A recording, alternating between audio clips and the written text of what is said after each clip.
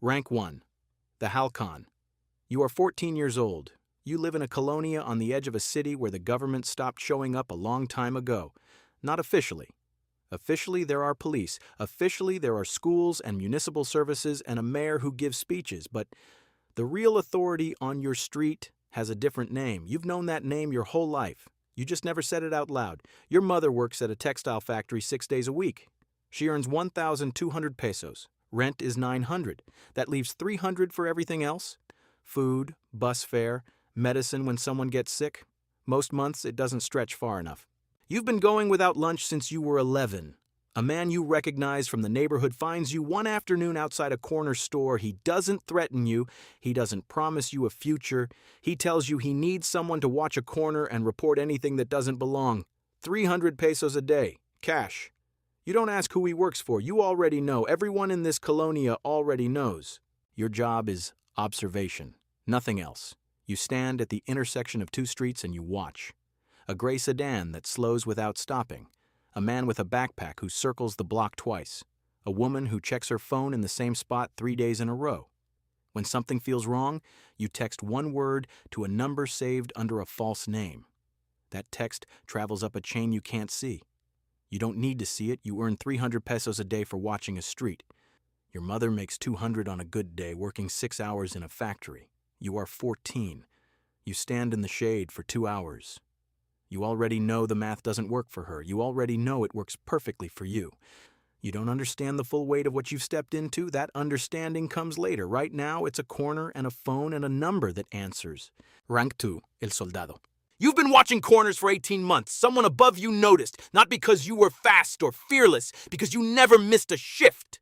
Because you kept your mouth shut. Because when police ran a sweep last March and 3 other halcones ran, you stood still and looked at your phone like you were waiting for a bus. They moved you up. You're a soldado now, a soldier. You transport product between locations on a schedule that changes every week. You carry packages from stash houses to distribution points, sometimes on foot, sometimes in the back of a truck with 2 other men you've never been introduced to. You don't ask their names. They don't ask yours. You know what you're carrying. You know what happens if you lose it. The packages weigh between half a kilo and 2 kilos. Each one is worth between 40,000 and 120,000 pesos on the street. You carry them in gym bags and backpacks and taped beneath the seat of a borrowed truck. You are paid 600 pesos a day. You are 17. The job teaches you things school never touched. You learn routes. You learn which checkpoints are staffed by cartel-paid officers and which ones aren't. You learn the difference between a military checkpoint and a police checkpoint and why that difference matters. Military checkpoints are unpredictable. You learn to read the faces of men before they speak. You learn which hours carry the lightest scrutiny and which ones don't. You develop a specific kind of attention, not paranoia. Something more functional than paranoia. You notice everything that doesn't fit. A car parked, facing the wrong direction, a man who makes eye contact too quickly, a dog that stops barking when it should still be barking. You don't learn these things from anyone. You absorb them by staying alive long enough to absorb them. You are not brave. You are careful. In this work, careful is the thing that brave can't substitute for. Rank 3, El Cobrador. You collect debts now. Dealers across 3 neighborhoods owe money to the organization, weekly quotas, fixed amounts. Some pay on time, some don't. The ones who don't become your problem. You arrive at their stash houses and their apartments and the places they thought nobody knew about. You show up with 1 other man. You don't need more than 1. The organization's reputation does the work before you knock. You collect what's owed. Sometimes in full, sometimes in installments with a penalty added. You document everything in your head, not on paper, never on paper. You report the numbers up the chain every Sunday morning. You are 19. You earn 1,500 pesos a day. That's more than your mother makes in a week. You send her money through your cousin. You tell her it's construction work. She doesn't ask follow-up questions. She uses it to fix the roof. That silence between you is an agreement. Neither of you says that out loud. The job carries a different pressure than the ones before it. When you were a halcon, the risk was being seen. When you were a soldado, the risk was being caught carrying. This risk has a face. The people who owe money are afraid of you. You can see it when they open the door, the way they step back, the way their eyes check behind you before they look at you. Some of them have children in the next room. You collect anyway. You say as little as possible. You leave. You haven't had to escalate. Not yet.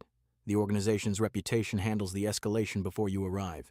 But you understand there's a version of this job that goes further. You've seen what that looks like. You push the thought down. You have collections to finish. Rank 4, EL Sicario. You crossed a line somewhere, and you can't point to exactly when it happened. It wasn't one decision, it was 100 small decisions that each felt like the only logical next step. Now you are a Sicario, the organization's instrument of enforcement. You receive assignments that the people above you don't want traced back to them.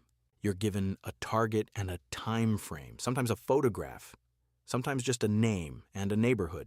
The rest is logistics. You plan the approach, you plan the exit, you plan what to do if something goes wrong, you move through it methodically, the way someone else would prepare a work presentation.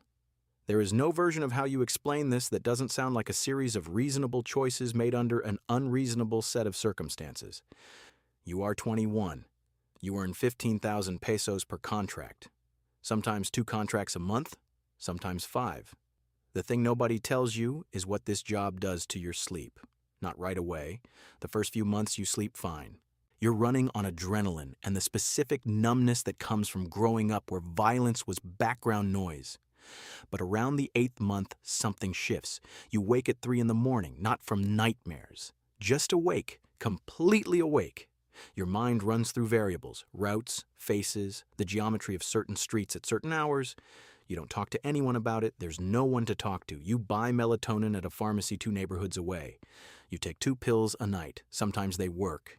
You keep doing the job. You are very good at the job. That is both why you've survived this long and why you can't stop. Rank 5, El Jefe de Sicarios. You manage a team now. 6 men. You recruited 3 yourself. The other 3 were assigned by the plaza boss.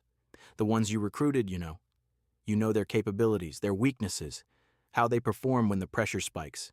The assigned ones you're still learning. You test them on low-risk operations first. You watch how they move, whether they follow protocol or improvise without asking. The ones who improvise without asking are problems waiting to reveal themselves. You've already removed one from the team, reassigned to another unit. You told yourself that's the word for it. You are 23 years old. Your team executes somewhere between 15 and 20 contracts a month across 4 municipalities. You earn 40,000 pesos a week. You receive bonuses for operations that go cleanly. Most of yours go cleanly. That record is why you're here. Managing people is its own kind of pressure. The technical part of this job you understand completely. The management is different. You are now responsible for outcomes that depend on other people's judgment. When someone on your team makes a mistake, the cost comes back to you. When an operation produces complications, you answer to the plaza boss. You brief him every Thursday in a restaurant location that rotates every 3 weeks. The meetings run 20 minutes, numbers only. How many contracts completed? How many pending? Any complications? Any exposure? You give clean answers because you run a clean operation. You have 2 phones and a third that only the plaza boss has the number for. That phone rarely rings. When it does, it means something in the structure has changed. You keep it charged at all times. Rank 6 EL Plaza Boss. You run a plaza now. A territory.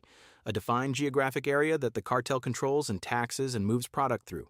Your plaza covers 2 mid-sized cities and the highway corridors connecting them. Everything that flows through your territory generates revenue, drugs, fuel theft, extortion payments from businesses, fees charged to migrants crossing through, kidnapping ransoms. You manage all of it.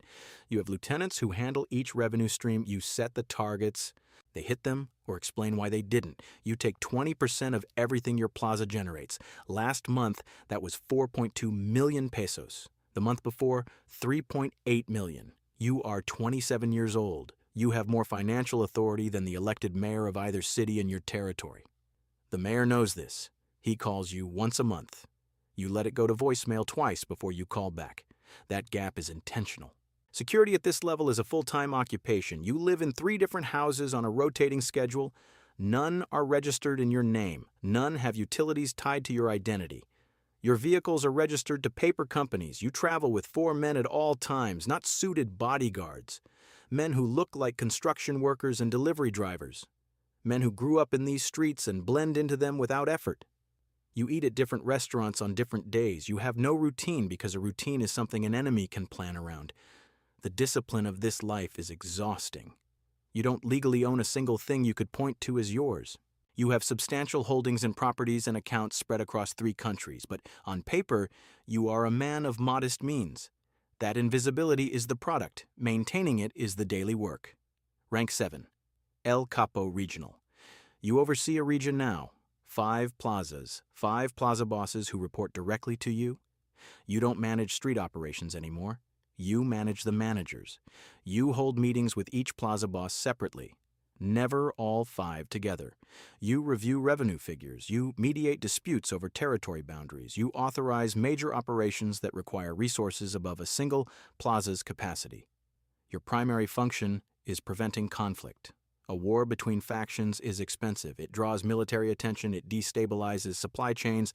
It creates exposure that takes years to recover from. Stability generates more revenue than any single offensive operation. You learn this. Many of the bosses before you didn't. The ones who didn't learn it are either dead or sitting in federal custody watching their organizations dissolve without them. You are 31 years old. You have been in this organization for 17 years. You've survived through patience. Patience in this work is rarer and more valuable than courage. Your distance from street operations is your legal protection and also your vulnerability. At this rank, your exposure is mostly financial. Federal analysts build asset cases. They track property purchases, vehicle registrations, wire transfers through shell companies in Belize and Panama and the Cayman Islands. You have a financial attorney in Mexico City and a second in Miami. They communicate through channels with no traceable connection to you. You've invested in legitimate businesses, a chain of convenience stores, a trucking company, a small hotel on the Pacific coast. The hotel barely turns a profit. That's fine. It exists to absorb revenue that can't otherwise be explained. Your financial team tells you the structures are sound. You trust them. You also verify independently. Trust without verification is the mistake that ends careers at this level. Rank 8. EL Underboss. You are second in the hierarchy now. 1 level below the man who built this. You've been beside him for 9 years. You know how he thinks. You know which decisions he makes quickly and which ones he lets sit. You know which subordinates he trusts fully and which ones he keeps close precisely because he doesn't trust them. You run the organization on the days he's unavailable. Those days are increasing. He's been indicted in 2 countries. He communicates through proxies. He moves less. The organization still functions because the structure you helped design runs on systems, not personalities. You built those systems. The supply chain, the financial distribution network, the internal discipline protocols. When something breaks, the people below you fix it using procedures you wrote and enforced across a decade. You are 35 years old. The organization generates an estimated $800 million annually.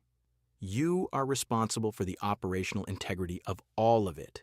The loneliness at this level is different from any previous loneliness. At the stash house, you were alone in a room. At this level, you are surrounded by people and still completely isolated.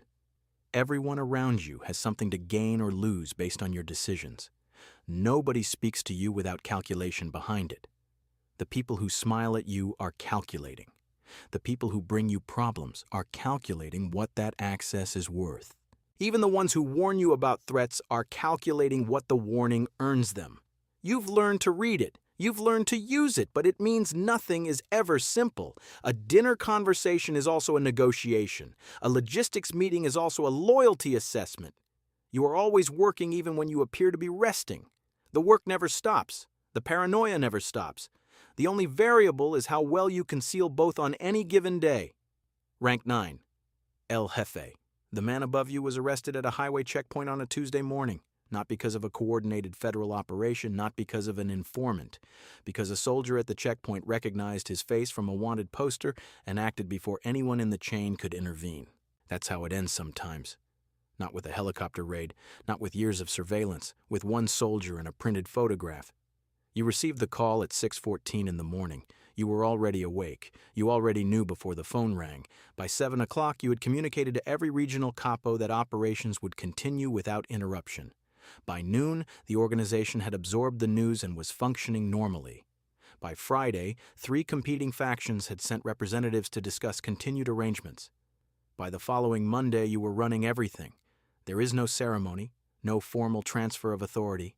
One day, the decisions belong to someone else. The next day, they belong to you. The shift is understood, not announced, not celebrated. Everyone in the organization already knew you were the one keeping it functional. The arrest made it official. You are 38 years old. You control supply routes through 6 Mexican states. You have alliances with trafficking networks in Colombia, Guatemala, and Honduras. You have distribution infrastructure in 43 American cities. You have assets inside 4 federal law enforcement agencies and relationships in 2 state governments and 1 federal ministry. The scale of what you manage is larger than what any single human mind can hold without structure beneath it.